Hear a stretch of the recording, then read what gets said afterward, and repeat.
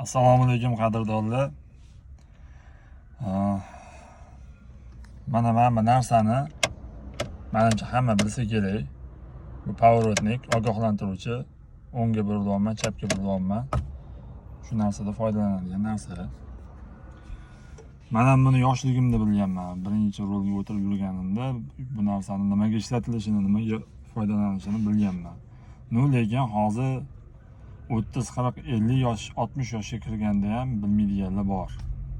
Ayrim shunaqangi shofyorlar farosatni shu qisqami bilmayman yoki bilmaydimi haligacha bu nimaga ishlatiladi.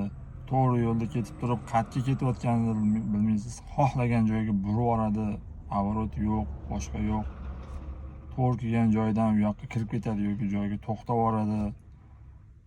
Agar shunaqangi bir insonni ko'rayotgan bo'lsa, iltimos, ozgina insof qilinglar. Yo'lda faqat sizlar yurmaysizlar. Yo'lda xalq yuradi, ko'pchilik million mashina yuradi.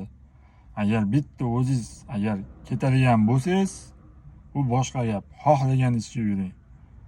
Endi ko'pchilikni orasida yurgandan keyin sal pavorotniga qarab, menda ko'p bo'ladi deb bunaqa holat. Pavorot yo'q, burilish yo'q, ogohlantirish yo'q. Shuna burib yuboradi.